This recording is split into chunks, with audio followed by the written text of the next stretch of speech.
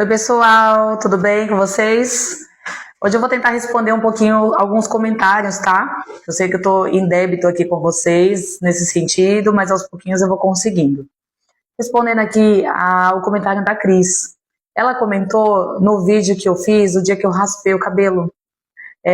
Tô aqui no trabalho me acabando de chorar. Gente, Cris, obrigada pelo carinho, pela empatia. Tá? Eu vi muitas mensagens desse tipo e eu vou falar pra vocês, eu também choro se eu ver o vídeo de novo. E de outras pessoas também. Mas sobre isso eu quero atualizar um pouquinho pra vocês, tá? Eu fiz o vídeo quando eu ainda tava com o cabelo, só que eu já tinha cortado ele um pouco, meu cabelo é um pouquinho mais comprido, mas é bem ralinho. Eu fiz, mostrando que tava caindo bastante, que já tinha caído, foi difícil ver ele cair. Então eu quero falar um pouquinho sobre essa parte do cabelo, tá? Vou tentar resumir pra vocês que eu falo muito. Vamos lá.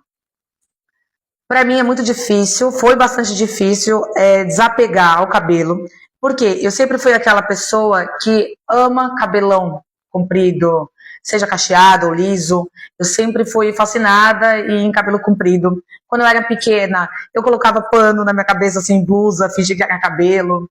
Eu sempre passei produtos, tudo pro meu cabelo poder encorpar, ser um cabelo grande, bonito, grosso, assim, mas ele nunca foi, gente, é a genética do meu cabelo. A minha mãe, se vocês veem outros vídeos meus, ela tem um pouquinho de cabelo também, a minha irmã também. Então, é uma genética. Às vezes eu acho que a genética, não sei, posso estar falando coisa errada, tá? Mas às vezes eu acho que a genética grita mais do que um tratamento, não sei. Porque tem pessoas que eu conheço que, juram pra vocês, que não tratam por nada, usam um shampoo de mercado, simples mesmo, e tem um cabelo lindo, comprido, crescimento acelerado, e no meu caso eu sempre ficava tratando ampolas, produtos bons de salão e tudo mais, e meu cabelo realmente era assim. Então, eu tinha um grande apego pelo meu cabelo, um sonho de ter ele comprido, né, do jeito que eu falei. Então, também não me acho uma pessoa muito bonita. Eu acho que eu tenho um nariz muito avantajado. Aqui, gente, não dá pra enganar muito não, porque tem um pouquinho do efeito do TikTok que deixa um pouquinho mais corada, tá? Então, engana um pouco. Mas eu não me acho uma pessoa muito bonita. Então, sem cabelo, pior, né? Eu tinha um apego bem grande e nem cortar eu cortava, assim, pra deixar curto, entendeu? Então, imagina raspar. Cabelo é nossa identidade. Se não fosse importante, a gente não tinha tanto cuidado e macetes com o cabelo, né? De jogar de um jeito para foto, de pintar, de cortar. A gente não teria tanto zelo pelo nosso cabelo se não fosse uma coisa tão importante. Então, é a nossa identidade, né? Então, não foi fácil ver ele caindo. Para mim, no meu caso, eu preferi esperar ele cair bastante para poder eu sentir que realmente não tinha jeito e aí me encorajar a raspar. Tem gente que quando vê que tá caindo já raspa e tá tudo bem. Tem que ver o que faz a pessoa sofrer menos. No meu caso foi isso, tá? Então eu já estava me achando fortalecida no dia que eu raspei. Eu pensei, né? Já caiu um monte mesmo, já tô calva, né? Não tenho o que fazer, então eu vou ter que raspar, né? Então eu achei que eu nem ia chorar. Gente, minha irmã que veio raspar pra mim, eu tava com amigas junto comigo, minha mãe, meu esposo, sabe? Eu tive bastante apoio, graças a Deus. A minha filha, tava todo mundo ali comigo. E a gente brincando, tanto que no começo eu ainda falo, né? Ah, não é pra chorar, não sei o quê. Eu falo assim que, porque eu tava feliz que o líquido tinha parado de aumentar na minha barriga.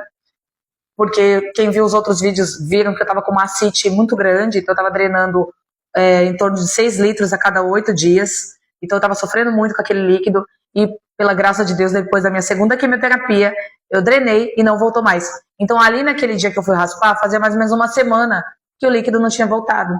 Então eu tava feliz pelo líquido não ter voltado e triste porque eu ia ter que raspar meu cabelo. Então, beleza. A gente pegou e começou a raspar brincando e tudo. Só que eu tava assim, né, meio que baixa, olhava mais ou menos pro espelho. Quando realmente ela raspou, que eu vi aquela cabeça branca, porque a gente fica com a cabeça branca, né? Eu vi a cabeça branca, eu com a cabeça branca, desculpa. Eu olhei assim no espelho, o que me deu foi um choque de realidade. Eu olhei assim e por um momento eu falei assim na minha cabeça, Deus, eu tô passando mesmo por isso? Porque quando eu descobri sobre o câncer em maio, eu tô com câncer de ovário, metástase no peritônio, vai continuar com o líquido por enquanto, vai ter que fazer químio. Então foi um monte de informação na minha cabeça. Quando eu descobri, é muita coisa, muitos pensamentos, mas um deles era o cabelo. Eu conversei com meu marido, eu falei assim, você sabe que eu vou ficar careca, né? Você vai querer ficar comigo mesmo com tudo? A gente fica tão triste e insegura, gente, que a nossa autoestima vai lá embaixo. E ele me dando todo apoio, sabe? Nem pensando nessas coisas, preocupado, tadinho. E eu ali pensando em tudo. E eu falei, meu cabelo vai cair, né? E aí, naquele dia, quando eu me vi raspando, eu falei, caramba, o dia chegou. Meu cabelo, tô perdendo meu cabelo. Eu tinha esperança, de repente, ele não cair tanto, porque teve relatos de pessoas que falaram isso. Então, quando eu me vi ali, me deu esse choque de realidade, tipo, eu tô passando mesmo por isso. E aí foi onde eu comecei a chorar. Ai, meu Deus, aí abracei minha filha, meu marido raspou o dele também. Minha irmã ainda tava tocando um hino mó triste de fundo. Assim, triste não, bonito, né, gente? Mas aí que toca mais ainda no nosso coração, né? E foi isso, entendeu? Então, raspei, até que minha cabeça não é tão feia, é redondinha, mas ficou muito branco. É estranho, cada vez que eu me olhava eu levava um susto, porque eu simplesmente esquecia que eu tava sem cabelo, sei lá, em algum momento eu olhava no espelho, porque nem todo tempo eu fico com pano, até porque a cabeça precisa respirar também, né, gente?